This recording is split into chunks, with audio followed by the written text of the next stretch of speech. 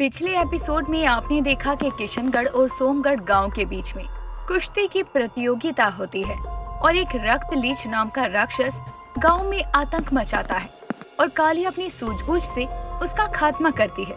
हर्ष, जो कि कुछ समय के लिए शहर गया था, वो अपने गांव लौटता है तो उसे गांव में बहुत गंदगी नजर आती है और अपने घर के बाहर सफाई करने के लिए वो कान्हा की मदद लेता है। तो वहीं काली भी गांव की नदी का मटमैला पानी देखकर हैरान थी। दूसरी तरफ अमोली के बीमार होने पर काली उसकी मां के साथ हॉस्पिटल जाती है, जहां पहले से गांव वालों की बहुत भीड़ थी। डॉक्टर बताते हैं कि प्रदूषण के कारण सभी बीमार पड़े हैं। शाम के समय सोमगढ़ का भोला किशनगढ़ में एक दावत के लिए आता है। भोला का पता करने के लिए सोमगढ़ का सरपंच किशनगढ़ के सरपंच ऑफिस आता है। अब आगे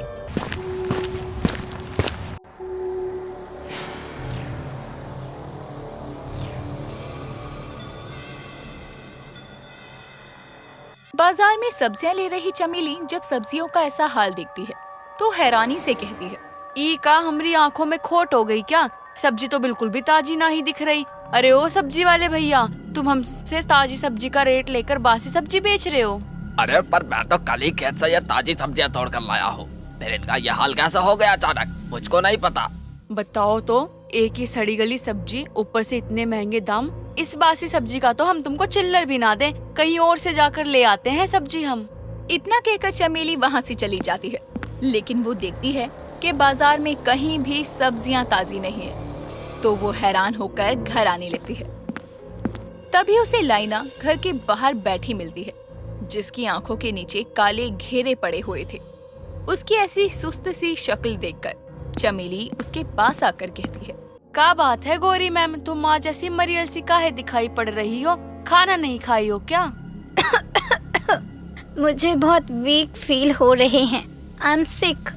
सीख सा तो शरीर है तुम्हारा, लेकिन तुम चिंता मत करो, हम तुमको अस्पताल लेकर चलते हैं। तुमको डॉक्टर जांच करके दवाई दे देगा और थोड़ा आराम रहेगा। हॉस्पिटल? सच में गांव में हॉस्पिटल है चिमली? अरे दैया, कितनी बार कहे, हम चिमली नहीं चमेली है। हमारे गांव में तो ना ही, पर किशनगढ़ में अस्पताल है। चलो हमारे साथ। चमेली लाइना को सहारा देकर अस्पताल की ओर ले जाने लगती है। तभी सामने से मास्क लगाए लल्लन धीरे धीरे चलता हुआ आ रहा था।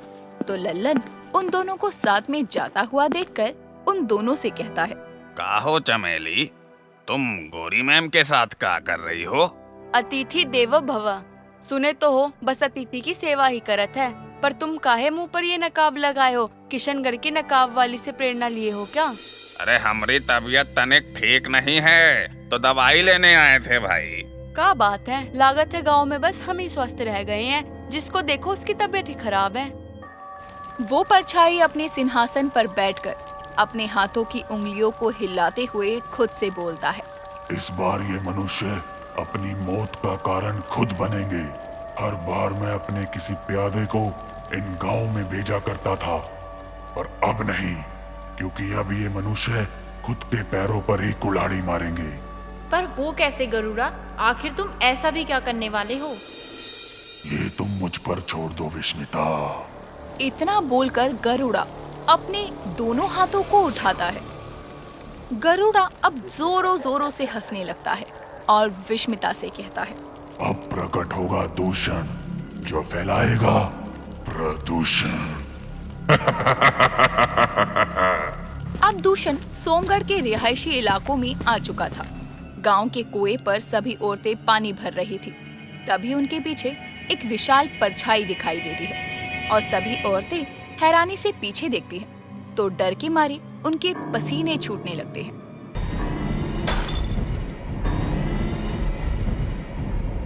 सभी औरतें वहां से भागने लगती हैं और दूषण उनके पीछे चलने लगता है।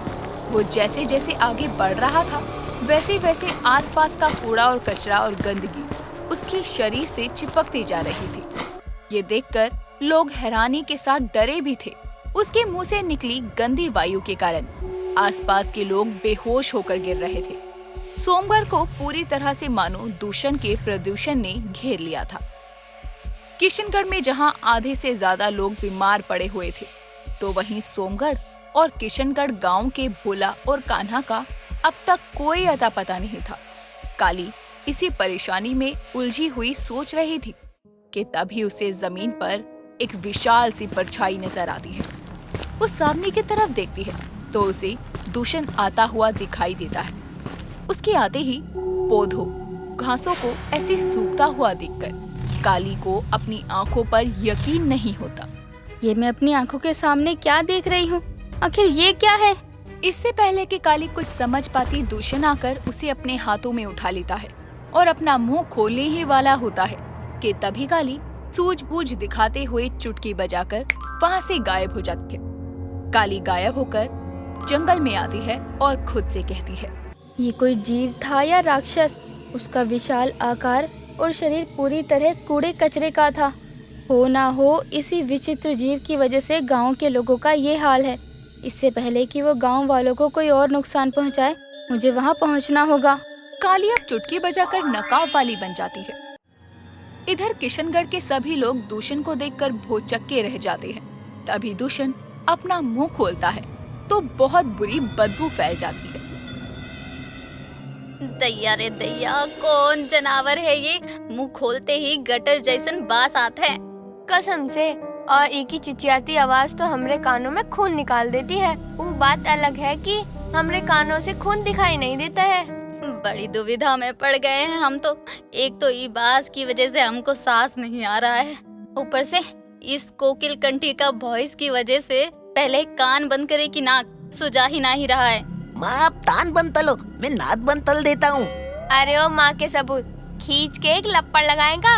इधर सांस लेना मुश्किल हो रहा है और तुम्हारी बकैती खत्म नहीं हो रही है। तभी दूसरे गांव का सरपंच भागते हुए वहां आता है तो वो सांस भी नहीं ले पा रहा था और हाफते हुए कहता है, हमारे गांव वाले वो बेहोश पड़े हैं।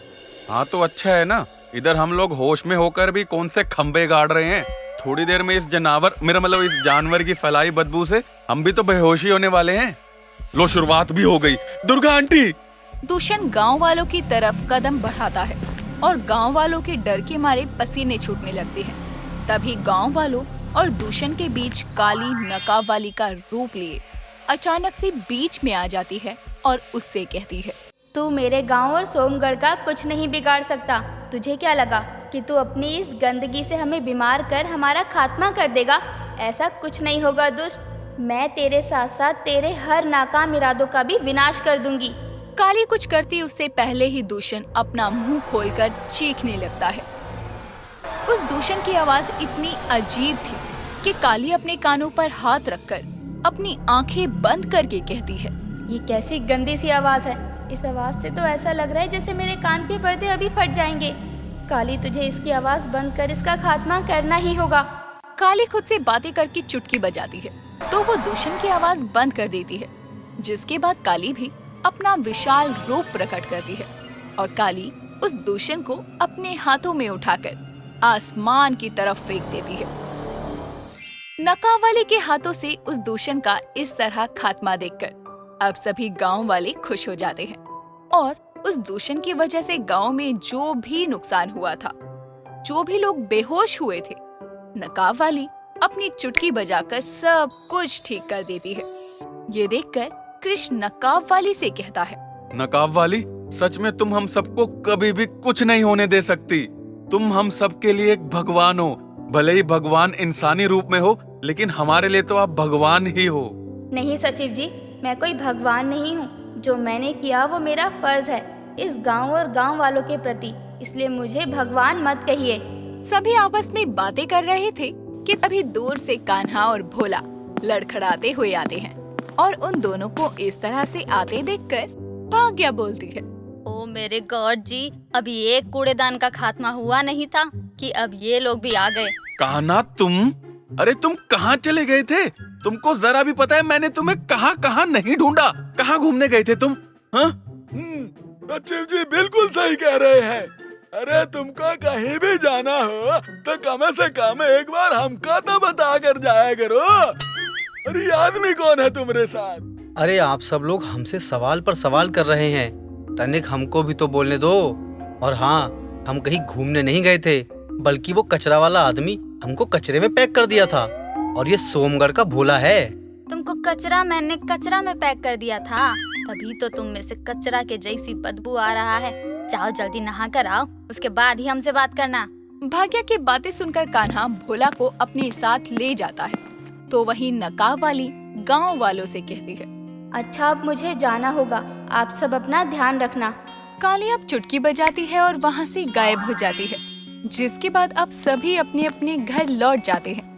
काली हर्ष के साथ पंचायत ऑफिस में आती है और कृष को कहती है, सचिव जी, किशनगढ़ के साथ साथ सोमगढ़ में बढ़ते कचरे के निवारण के लिए हमें गांव में जागरूकता फैलानी ही होगी, क्योंकि दोनों गांवों को इन दिनों जिस मुसीबत का सामना करना पड़ रहा है उसके जिम्मेदार कहीं न कहीं हम गांव वाले ही हैं। काली, तुम्हारा कहना बिल्कुल सही है।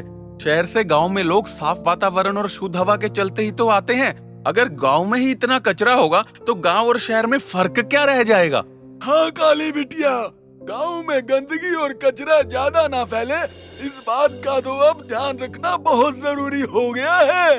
हाँ सरपंच काका, इसलिए हमें सबसे पहले गांव की खाली जमीन पर पड़े कचरे का निवारण करना होगा और गांव वालों को प्रदूषण से होने वाले दुष्प्रभावों के बारे में बताना होगा।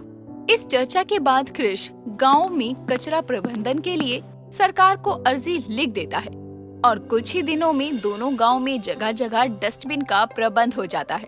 तो वहीं हर्ष और काली किशनगढ़ के साथ सोमगढ़ के लोगों को भी कूड़ा कचरा इधर उधर ना फेंकने के बारे में बताते हुए कहते हैं, देखिए गांव में जगह जगह ये नीला और हरा कचरे के डब्बे का प्रबंध हो गया है, तो अब से आप लोग कूड़ा खाली जमीनें इधर उधर फेंकने की जगह इसमें फेंकना। कचरे के लिए कचरे का डब्बा लगवा दिए, ये तो समझ में आता है, लेकिन एक की जगह 2 डिब्बा लगवा दिए, एक की का जरूरत आन पड़ी? ताकि सूखा और गीला कचरा अलग अलग फेंक सके। हरे वाले डस्टबिन में गीला कचरा और नीले वाले में सूखा कचरा। और हाँ, आप लोग सब्जियों के छिलके या कचरे को खेत की जमीन पर दबाकर उसकी खाद बना सकते हैं, जिससे कचरे का निपटारा भी हो जाएगा और खेतों में खाद भी बनेगी।